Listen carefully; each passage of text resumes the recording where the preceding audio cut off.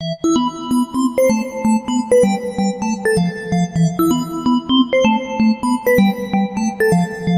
दोस्तों, welcome back to my channel. और ये हमारा क्लास 11th का चैप्टर नंबर 6 का पार्ट 2 है। ठीक है, जो हम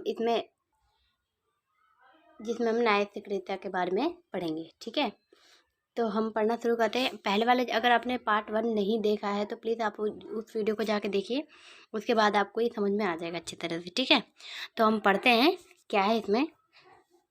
देखिए, पहले तो मैं ये बताना चाहूँगी, अगर आप मेरे चैनल पर नए हैं तो प्लीज़ थोड़ा सब्सक्राइब कर लें और बेल आइकन को भी दबा लें। और अगर वीडियो अच्छी लगे तो लाइक करना। ठीक है, तो हम पहले यहाँ से शुरू करते हैं। भारत में न्याय सक्रियता का मुख्य साधन जनहित याचिका, सामाजिक व्यवहार याचिका रही है। देखिए, जनहित याचिका क्या होता है, मैंने आपको अगले वाले वीडियो में बता दिया था। अगर आपने नहीं देखा तो उस वीडियो को जाके देख लीजिए, आपको यकीन पता चल जाएगा। जनहित याचिका वो होता है जो मतलब कि जनता के द्वारा याचिका की जाती है, दायर की जाती है, उसे जनहित याचिका कहते हैं। जैसे कि कई बार होता है कि पूरी एक समूह होता है, समूह वाले क्या करते हैं, वो एक समूह मिलकर लेटर लिखते हैं और लेटर जाके वो किसी याचिका में दायर कर देते हैं या किसी पोस्ट कर देते हैं, तो वो क्या कहलाता है, जनहित याचिका कहलाता है। इतना समझ में आ गया, चलिए आगे बढ़ते। और उसके द्वारा वह कानून का दरवाज़ा खटखटा सकता है। ठीक है, 1979 में इस साधारण अवधारणा का बदलाव आया। 1979 में इस बदलाव की शुरुआत करते हुए न्यायालय ने एक नए मुकदमे पर सुनवाई करने का निर्णय लिया, जिसे पिछड़ी लोगों ने एक नहीं बल्कि उसकी ओर से दूसरों ने दाखिल किया था, क्योंकि इस मामले में जनहित के संबंधित एक मुद्दे पर विचार कर रहा था। इसे और ऐसे ही अनेक मुकदमों को जनहित याचिका का नाम दिया गया। ठीक है, इतना समझ में आ गया कि जनहित याचिका क्या होता है, कि जरूरी नहीं है कि जिसको ज़रूरत हो वही याचिका दायर करे। एक समूह के लोग क्या कर सकता है, मिलकर समूह के लोग याचिका दायर कर सकते हैं। इसे और ऐसे ही अन्य मुकदमों को जनहित याचिका का नाम दिया गया है। ठीक है, इतना समझ में आ गया, आगे बढ़ते हैं।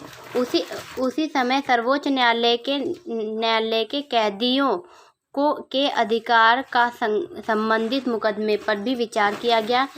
इससे ऐसे मुकदमों को बाढ़ सी आ गई। ठीक है, जिसमें अन्य जन सेवा की भावना रखने वाले नागरिकों को सैनिक संगठनों ने अधिकारों की रक्षा, गरीबों के जीवन की और बेहतर बनाने, पर्यावरण की सुरक्षा और लोक हित से जुड़े अन्य मुकदमों पर न्यायपालिका से हस्तक्षेप की मांग की।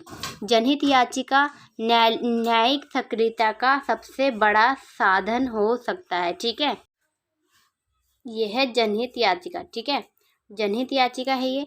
और ये क्या है, हम क्या पढ़े, हम न्याय सक्रियता पढ़ते हैं कि न्याय सक्रिय रूप से किस तरह से होता है। तो उसमें जनहित याचिका बहुत बड़ा साधन है और बहुत बड़ा भूमिका निभाता भी है। ठीक है, इतना समझ में आ गया। नेक्स्ट चलते हैं हम। जनहित याचिका के मध्य से न्यायालय के अधिकारों का दायरा बढ़ा दिया। शुद्ध पानी, हवा और इच्छा जीवन पाने पूरे समाज के अधिकार है।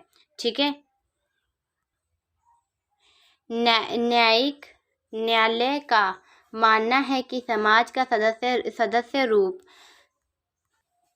में अधिकारों का उल्लंघन पर व्यक्तियों के इंसाफ की गुहार लगाने का अधिकार है। देखिए, होता क्या है, होता ये है कि जैसे कि कोई भी व्यक्ति हो, उसको जीवन अच्छा पाने के अधिकार है, उसे पानी, हवा, शुद्ध पाने का अधिकार दिया गया है। ठीक है, समाज में। और उसके अधिकारों का उल्लंघन ना हो, इसलिए न्यायालय भी उसके लिए इंसाफ कर सकता है, वो गुहार लगा सकता है अपने इंसाफ के लिए। ये सब बातें क्या है, ये न्याय सक्रियता है, ठीक है, जो हमारे समाज में बनाया गया है ताकि किसी के साथ भेदभाव, किसी तरह का हस्तक्षेप ना हो सके, ठीक है। इतना समझ में आ गया। तो हम नेक्स्ट पढ़ते हैं क्या है आगे है हमारा। इसके अतिरिक्त 1980 के बाद जनहित याचिका के न्यू सक्रियता के द्वारा न्यायपालिका के उन मामलों को में भी रुचि दिखाई जहां समाज के कुछ वर्ग के लोग आसानी से अदालत के शरण में ले सकती है, ठीक है, ले सकते हैं। इस उद्देश्य से पूर्वी न्यायालय ने जन सेवा भी की भावना में भले नागरिक समाज संगठन और वकीलों की समाज के ज़रूरतमंद और गरीब लोगों की ओर याचिका दायर करने की इज्जत दी, ठीक है।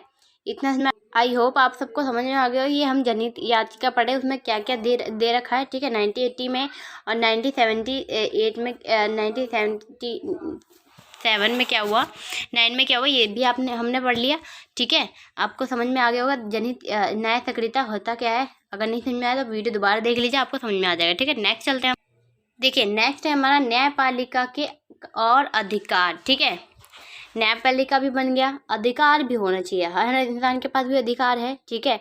मौलिक अधिकार जैसे हमें दिया गया है वो भी 6, पहले 7 थे, उसमें से एक कम कर दिया गया, वो होता है वो था हमारा संपत्ति का अधिकार, उसको हटा दिया गया। लेकिन दोस्तों मैं आपको एक और बता दूं कि अब जो मौलिक अधिकार, मोस्ट इम्पोर्टेंट बात है, ज़्यादा किसी को पता नहीं है वैसे, और बुक में भी ये नहीं आया है, वैसे हमारे मौलिक अधिकार 7 हो चुके हैं। और 7 होने का मतलब यानी कि इसमें नेतृत्व का अधिकार जोड़ दिया गया है, ठीक है। कुछ लोगों को इस बात का नहीं पता है, ये अभी मतलब कि हाल ही में जोड़ा गया है। तो क्या पता अगर आपकी मतलब कि न्यू बुक आए या दोबारा उसको रिफ्रेश किया जाए, अपडेट किया जाए, तो उसमें ये मौलिक अधिकार 7 मौलिक अधिकार दिखा सकता है, ठीक है। इतना समझ में आ गया।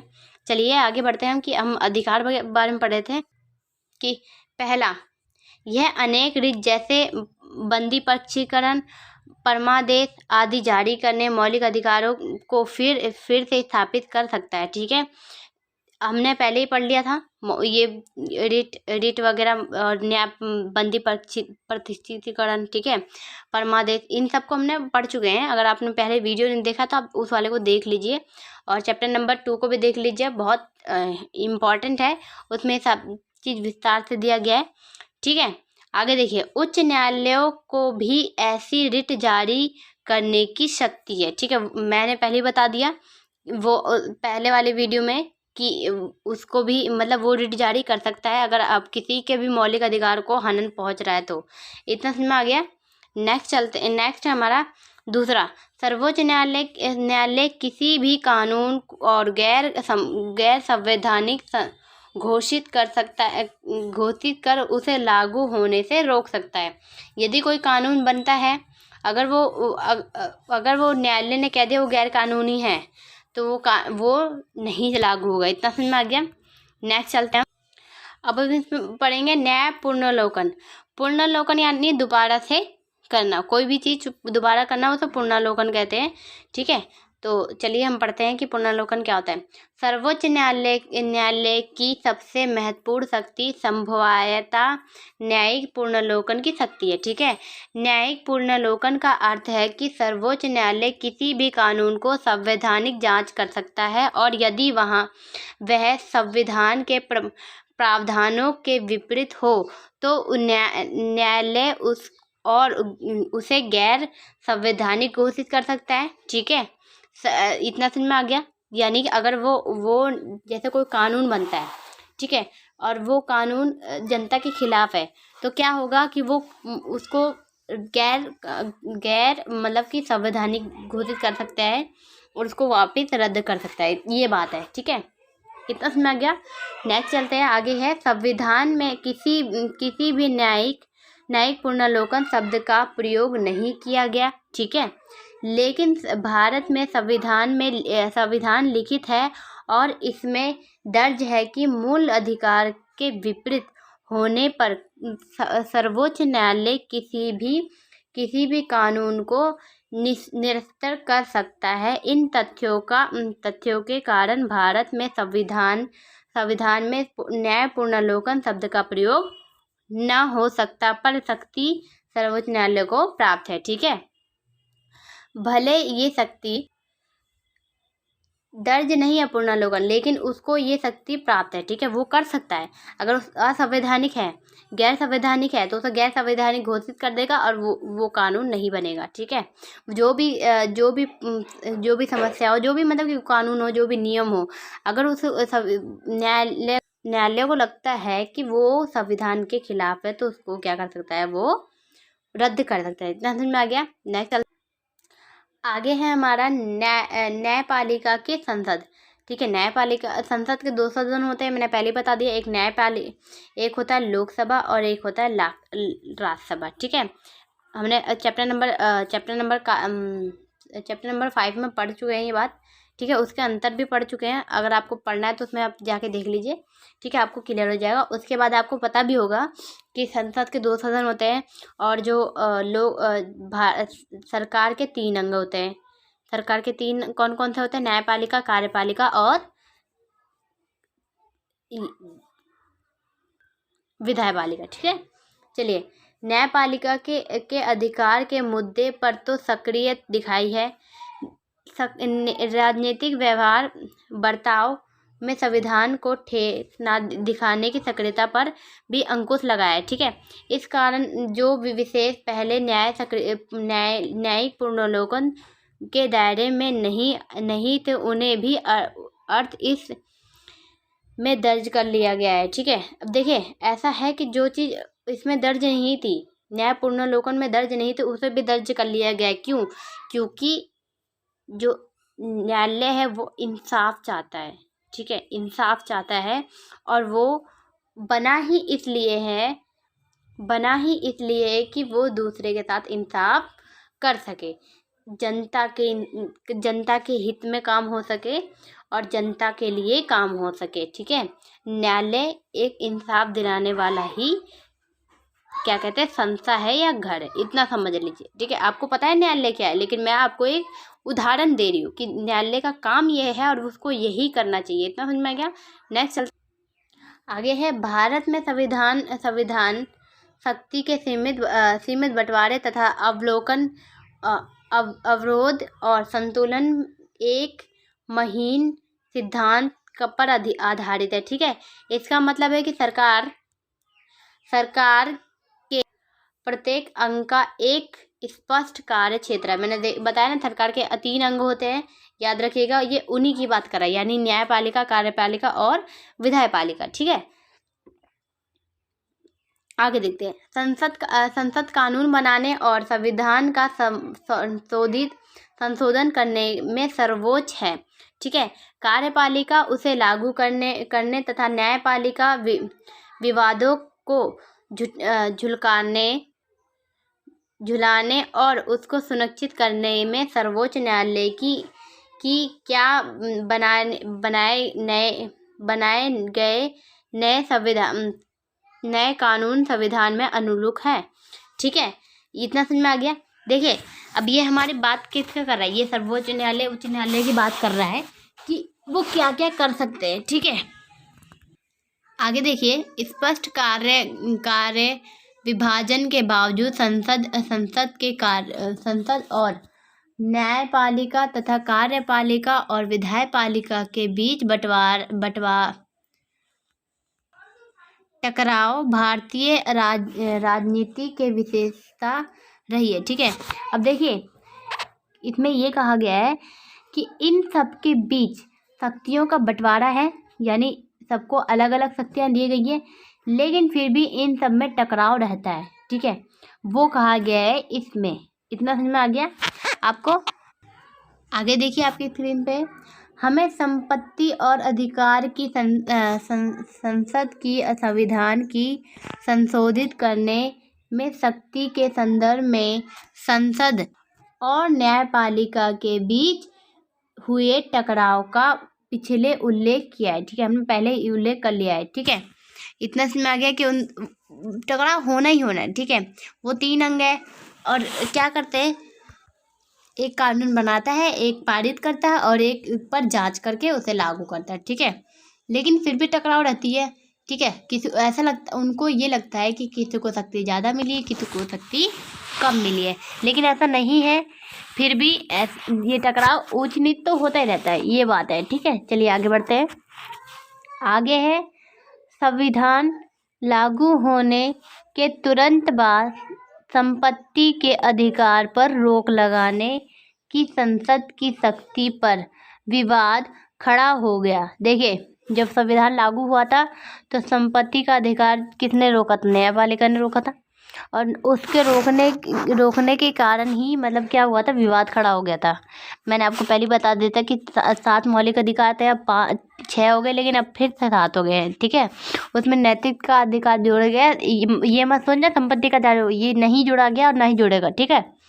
आगे देखिए, संसद संपत्ति रखने के अधिकार पर कुछ प्रतिबंध लगाना चाहती थी, ठीक है, जिसमें से भूमि सुधारकों को लागू किया जा सके, ठीक है।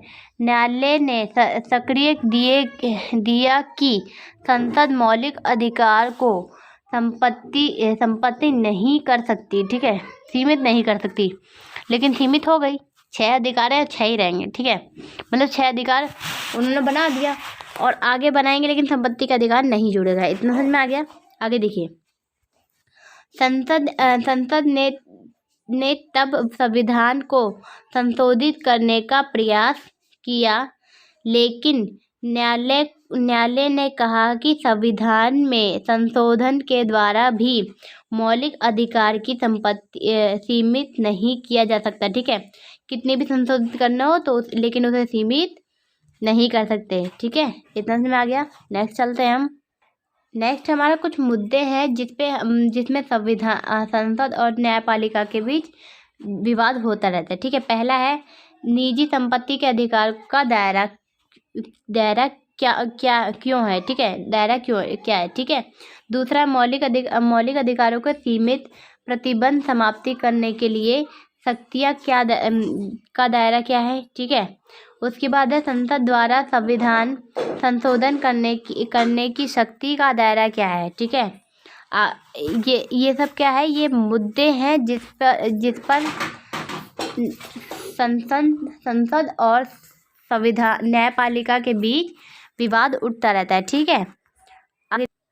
आगे है हमारा 1967 से लेकर 1973 के बीच यह विवाद काफ़ी गहरा भूमि सुधार कानूनों के अतिरिक्त निर्वाचक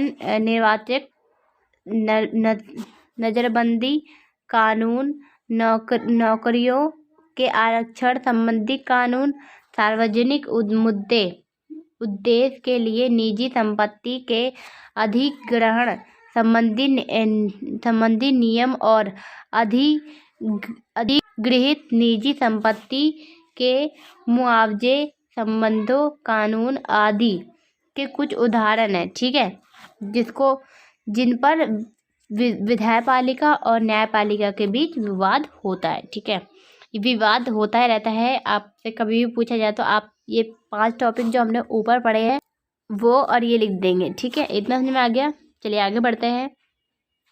1973 में सर्वोच्च न्यायालय ने एक निर्णय लिया जो संसद और न्यायपालिका के संबंधों में नियमित में बहुत ही महत्वपूर्ण हो गया, ठीक है। यह